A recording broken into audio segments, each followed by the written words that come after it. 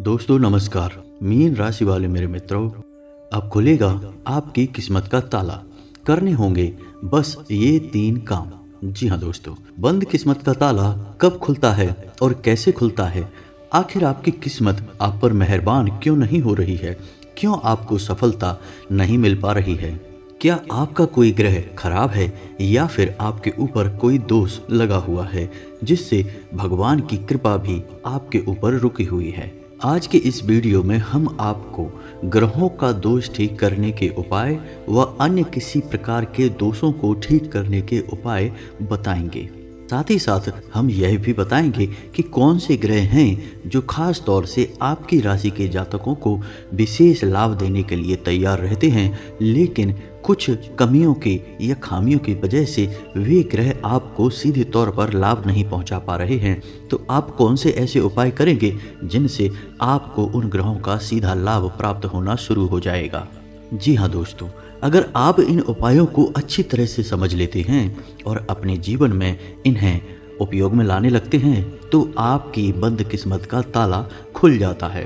धीरे धीरे आपके बिगड़े हुए काम भी बनने शुरू हो जाते हैं और आपके जीवन में उम्मीद की एक किरण खुलने लगती है। इसे ही कहते हैं किस्मत का साथ देना। जी हाँ दोस्तों, तो वीडियो में अंत तक बने रहें। वीडियो का एक एक भाग बहुत ही खास है, आपके जीवन के लिए बहुत आवश्यक है। कुछ ऐसा अद्भुत ज्ञान आपको प्राप्त होने जा रहा है जिसका उपयोग कर आप अपने जीवन की दिशा ही बदल सकते हैं।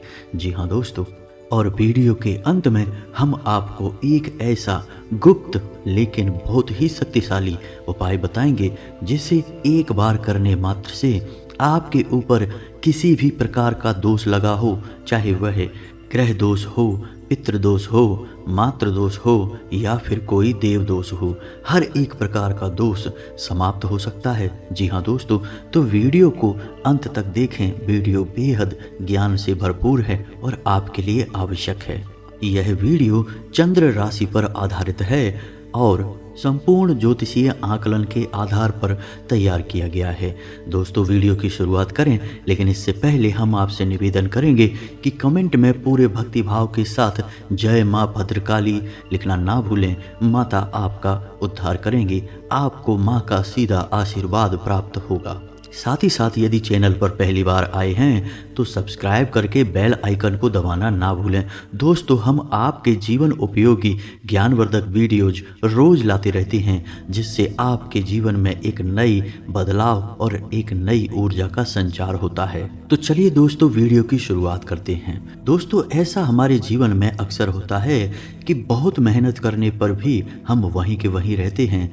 ऐसी स्थिति में हमारा मन उदास रहने लगता है क्योंकि इतनी सारी मेहनत के बाद भी हमें कोई परिणाम प्राप्त होते ही नहीं हैं, और यदि परिणाम आते भी हैं तो हमारे मन के अनुसार नहीं होते, बहुत ही कम होते हैं, जिससे हमारा मन निराश और उदास रहने लगता है।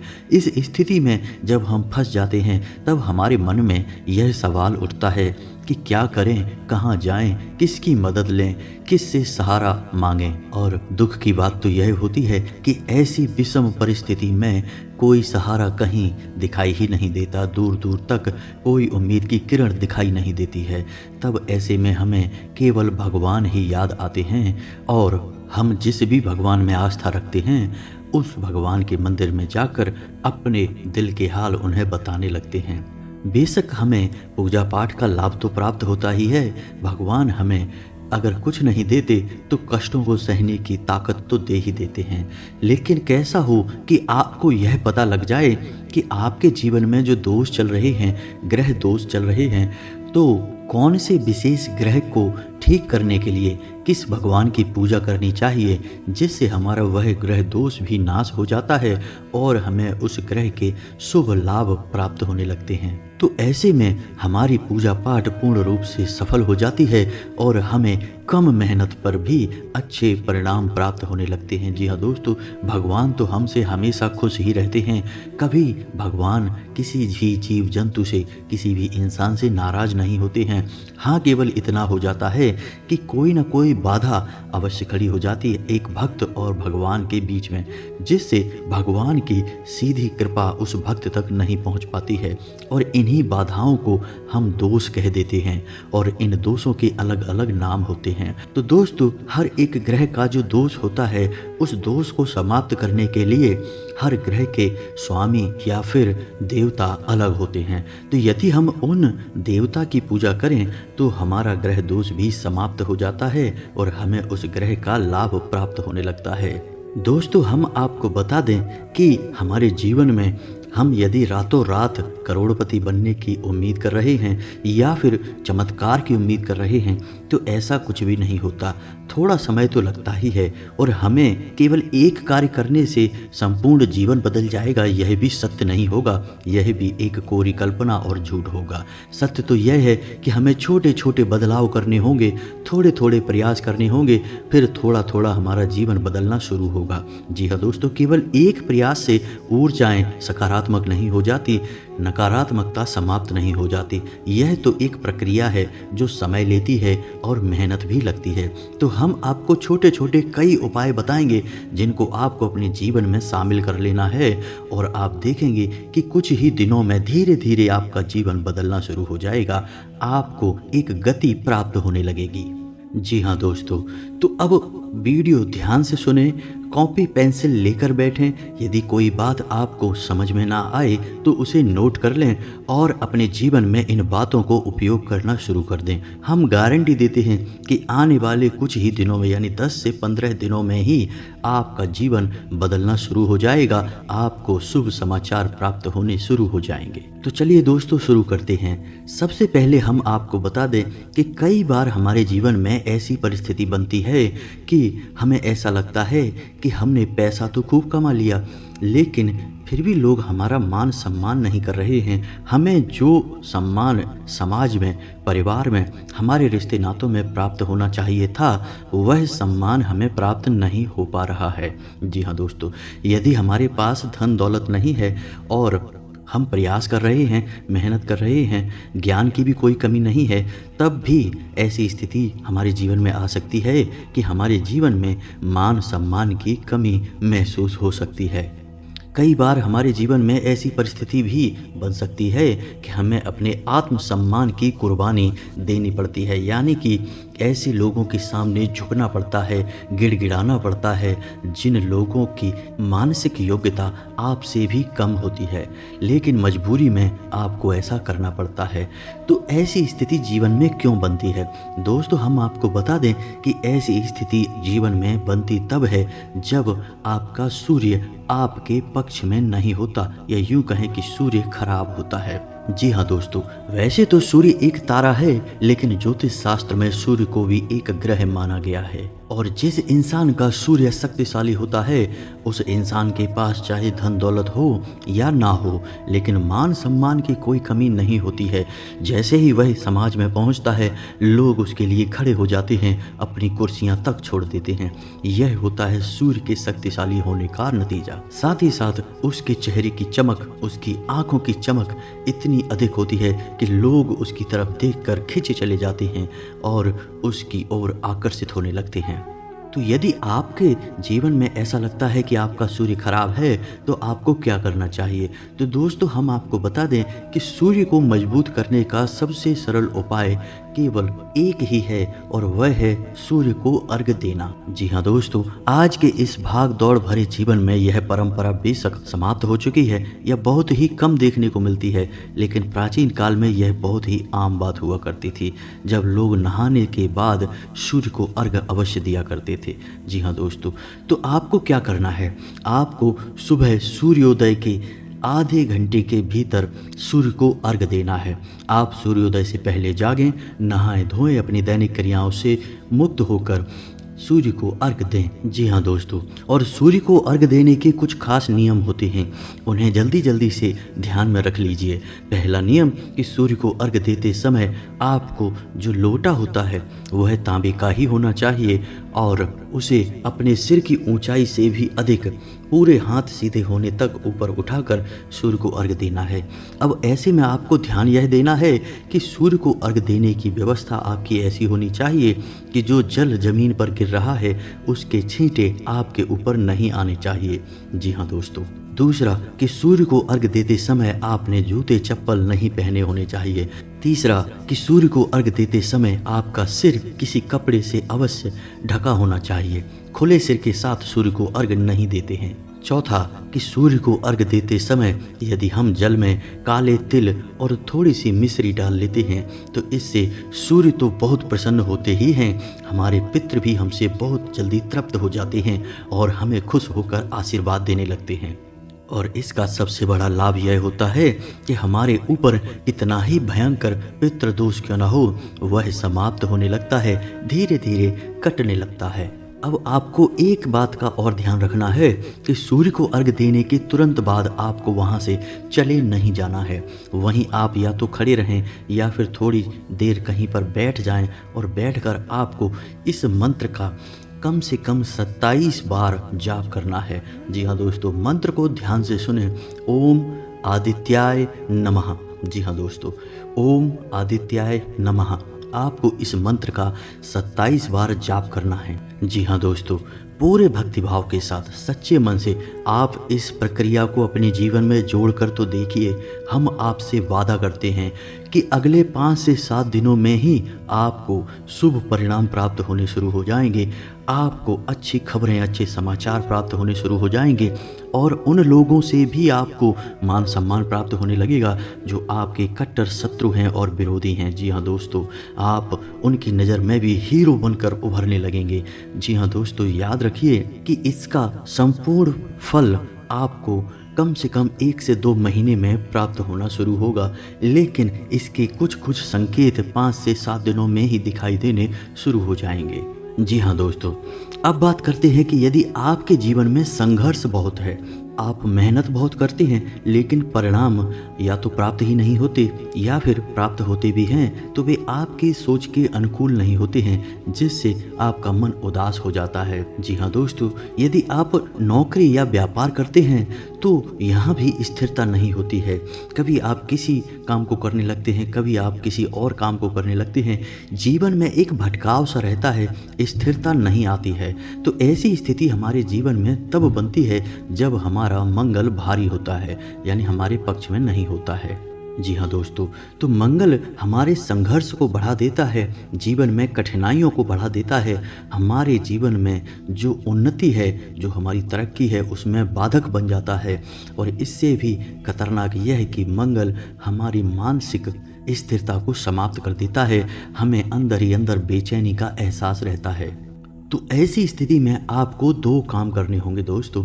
मेहनत तो आपको करनी ही होगी, साथ ही साथ आपको उपाय करने में भी प्रयास करने होंगे, मेहनत करनी होगी। आप देखेंगे कि चमत्कार आपके जीवन में होने लगेंगे, धीरे धीरे आपका जीवन बदलने लगेगा। तो ध्यान से सुने कि आपको क्या करना है। सोमवार के दिन भगवान भोलेनाथ को पंचामृत अर्पित करेंगे। जी हाँ दोस्तों, दूध, दही, शक्कर, घी और शहद से बना हुआ पंचामृत आप भगवान भोलेनाथ को अर्पित करेंगे, उन्हें अपने दिल का हाल बताएंगे। आप देखेंगे कि कुछ ही दिनों में परिवर्तन आना शुरू हो जाएगा। इसी के साथ साथ आपको मंगलवार को हनुमान जी को चोला भी चढ़ाना है, उन्हें भी अपने दिल का हाल बताना है, क्योंकि हनुमान जी और भगवान भोलेनाथ दोनों एक ही हैं, उनके बस रूप अलग अलग हैं, दोनों हैं स्वयं एक दूसरे के पूरक। साथ ही साथ आपको हनुमान जी को गुड़ और चने का भोग लगाना है और तुलसी के पत्ते अर्पित करने हैं। बस आपको इतना सा काम करना है। कुछ ही मंगलवार गुजरेंगे, कुछ ही सोमवार गुजरेंगे और आप देखेंगे कि आपके जीवन में चमत्कारी बदलाव शुरू हो गए हैं, आपका मन शांत रहना शुरू हो जाएगा। एक काम और भी आप कर सकते हैं, नित्य हनुमान चालीसा का पाठ करें, अपने सिरहाने पानी का एक पात्र भर कर रखें, उसे ढक कर रखें। जब आप सोते हैं तो सोते समय जब अपने सिरहाने पात्र रखकर आप सोएंगे, सुबह जागते ही उस जल को अपने द्वार पर यानी अपने दरवाजे पर सिंचित कर देंगे।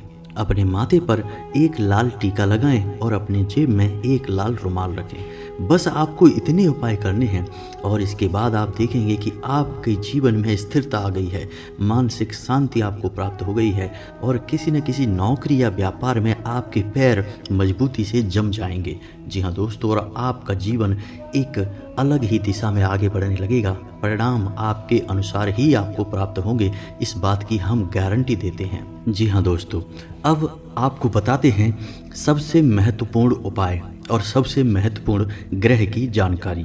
दोस्तों, आप लोग जीवन में पैसे तो खूब कमाते हैं, ऐसा नहीं है कि कोई पैसा नहीं कमा रहा, सबके पास पैसे आते हैं। लेकिन समस्या यह होती है कि पैसे जितने आते हैं उतने ही वापस भी चले जाते हैं, यानी अपने जाने का मार्ग पहले ही बनाकर आते हैं। ऐसी स्थिति में होता यह है कि आपके पास सेविंग ना के बराबर होती है, आपका पैसा रुकता ही नहीं है। आप और मेहनत करते हैं और पैसा कमाते हैं, लेकिन दुर्भाग्य से वह पैसा भी चला जाता है।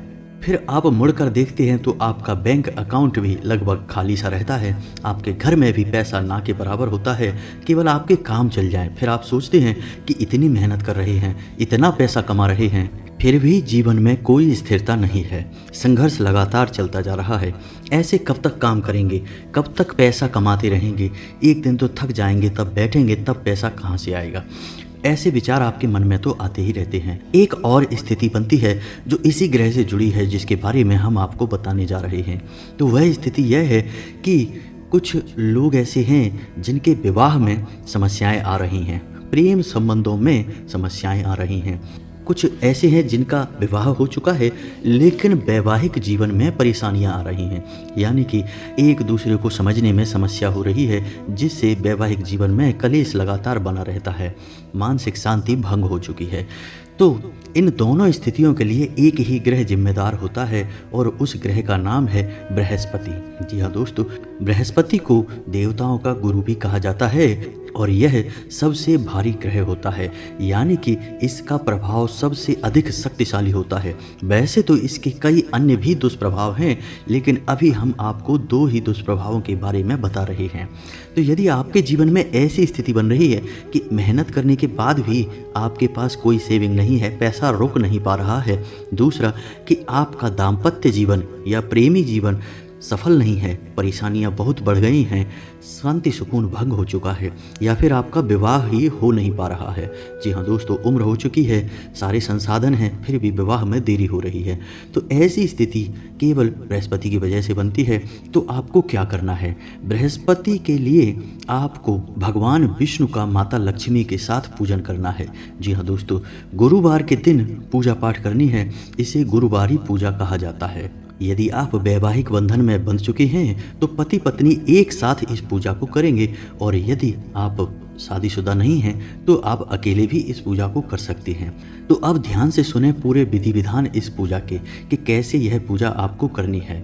सबसे पहले गुरुवार के दिन आपको पीले रंग के वस्त्र पहनने हैं। जी हाँ दोस्तों, पीले रंग का ही प्रसाद तैयार करना है। यदि कोई और प्रसाद ना हो तो चने की दाल या फिर गुड़ और चने का भोग लगाना है, और हो सके तो पीला ही भोजन आपको करना है।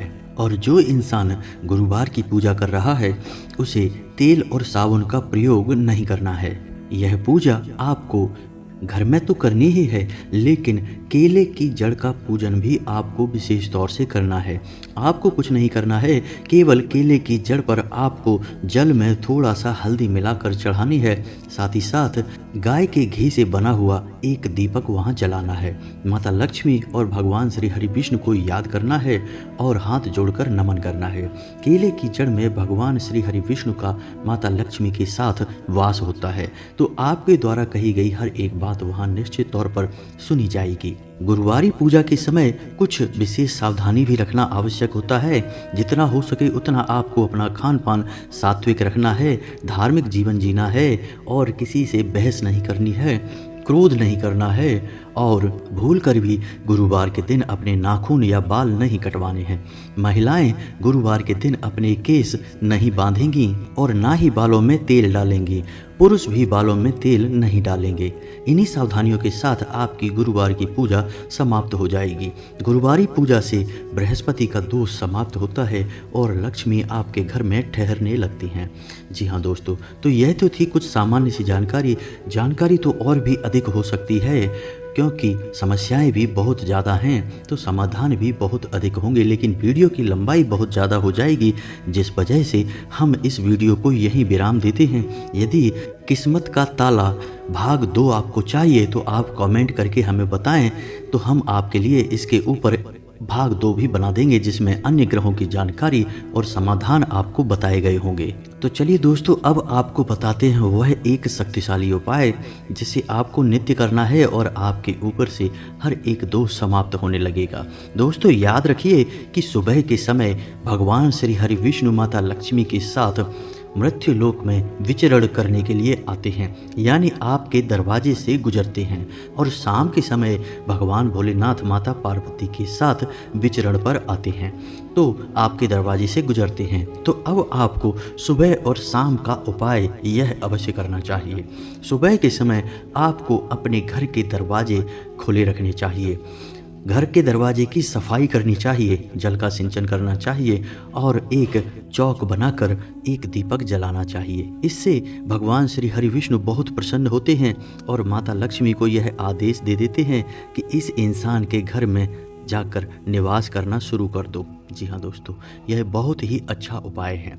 इसी के साथ साथ आपको शाम के समय भी यही कार्य करना है, यानी अपने घर के दरवाजे खुले रखने हैं, दरवाजे पर जल का सिंचन करना है और एक दीपक अपने घर की किचन में पानी के बर्तन के ऊपर जलाना है। जैसे आप पानी के बर्तन का मटका, घड़ा वगैरह है तो उसके ऊपर आप ढक्कन रखें, उस ढक्कन के ऊपर आप कोई अन्न रखें, जैसे गेहूँ रखते हैं, और उस अन्न के ऊपर आप एक दीपक को जलाएं।